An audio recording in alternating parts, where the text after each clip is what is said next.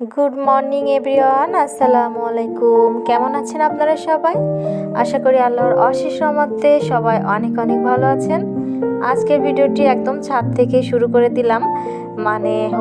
আমি অনেকগুলো কাপড় ধুয়ে নিয়ে ছাদে এসেছি কাপড়গুলো মেলে দেওয়ার জন্য, আর সেই সাথে সাথে ভাবলাম যে আপনাদের সাথেও একটুখানি শেয়ার করে দেই। তো অনেকদিন পরে কিন্তু ছাদে আসলাম, কারণ কিছুদিন তো অনেক গরম ছিল, ঘরে কাপড় মেলে দিলে শুকিয়ে যেত। আবার এখন দেখা যাচ্ছে মাঝে মাঝে বৃষ্টি হচ্ছে, তো ঘরে কাপড় শুকাচ্ছে না। তো অনেকগুলো কাপড় হয়ে গিয়েছিল, তো আজকে ভাবলাম যে আমি ছাদে গিয়ে সব কাপড়গুলো দিয়ে আসি। এছাড়া বেডশিট, বালিশের কাভার, ছেলের বাবার কিছু কাপড়, সব মিলিয়ে অনেকগুলাই কাপড় হয়েছে। তো সকাল সকাল অন্য সব কাজ বাদ রেখে আমি কাপড় ধোয়ার কাজটা আগে করে নিলাম। আর কাপড় ধোয়ার কাজটা করতে করতে কিন্তু অনেকটাই বেলা হয়ে গিয়েছে। আমার ছেলের এখনও সকালের খাবার খাওয়া হয়নি, যদিও আমি কিন্তু খাবারটা রান্না করে ঘরে রেখে এসেছি ঠান্ডা হওয়ার জন্য। তো বাবুকে ছাদ থেকে গিয়ে তারপর খাবার খাইয়ে দিব।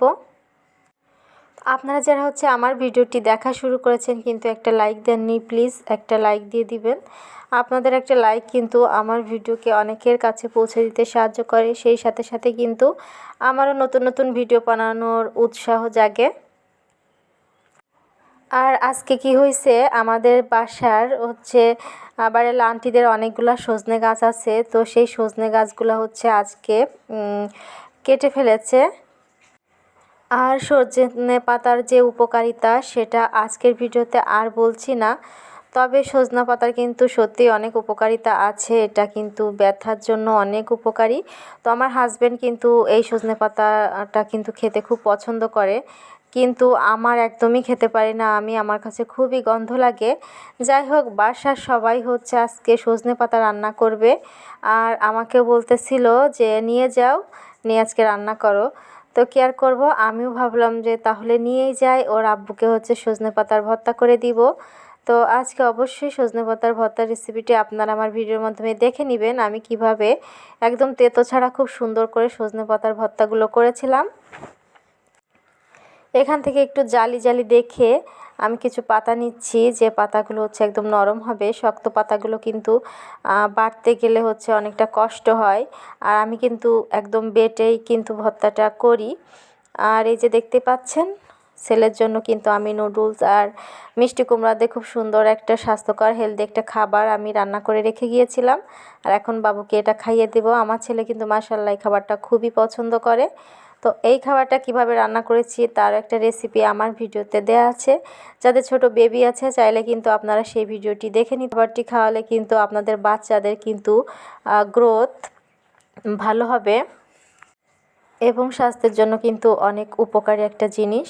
তো যাই হোক, আমি আমার ছেলেকে খাবারটা খাইয়ে দিলাম, আর এরপর চলে যাব আমি রান্নার প্রসেসে। এখানে সজনে পাতাগুলো প্রথমে ভালো করে আমি বেছে নিচ্ছিলাম, শক্ত শক্ত ডাঁটাগুলো ফেলে দিচ্ছিলাম, আর তারপর খুব ভালো করে ধুয়ে এগুলো আমি পাটায় বেটে নিব।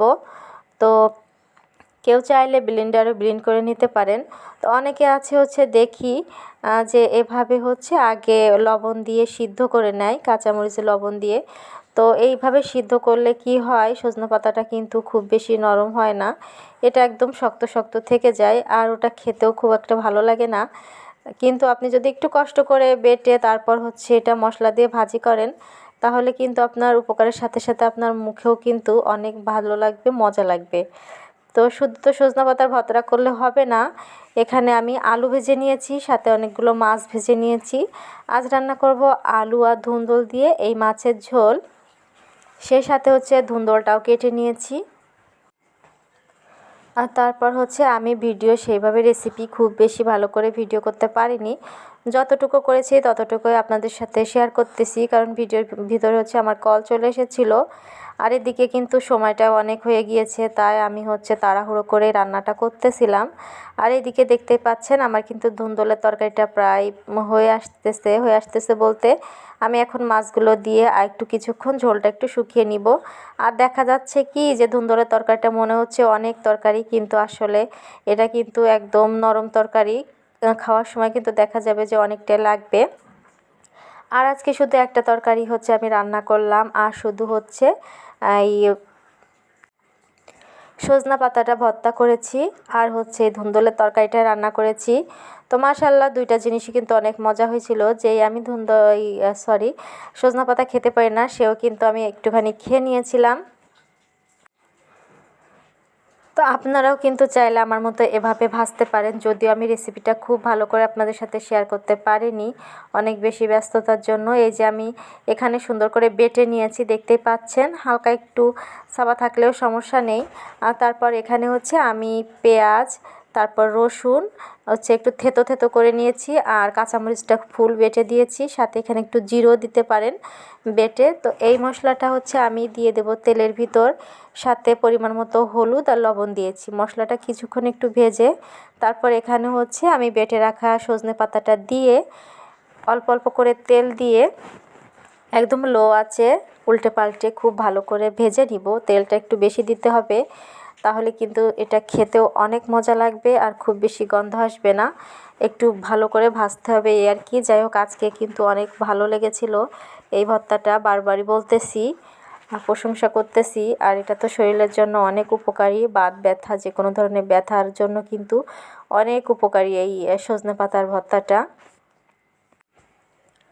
আর অবশ্যই বেশি বেশি করে হচ্ছে ভাজতে হবে, একটু তেল বেশি দিয়ে একটু সময় নিয়ে ভাজতে হবে, তাহলে কিন্তু এটা হচ্ছে বেশি মজা হবে। আর তা না হলে খুব তাড়াহুড়ো করে যদি এটা নামিয়ে ফেলেন, তাহলে কিন্তু ভাজাটা খুব বেশি ভালো হবে না। তো দেখতেই পাচ্ছেন কেমন হয়েছে ভাজা। এখন কিন্তু কালারটা একটু চেঞ্জ হয়ে গিয়েছে, সেই রকম সবুজ আর নাই। তো তারপর হচ্ছে যে শুকনো মরিচ দিয়ে সুন্দর করে একটু ডেকোরেশন করে নিলাম। তো কেমন লাগতেছে আমার সজনে পাতার ভর্তা, অবশ্যই আপনাদেরকে খাইয়ে তো দেখাতে পারতেছি না। তো কমেন্ট করে জানাবেন। ভালো থাকবেন সবাই, আল্লাহ হাফেজ।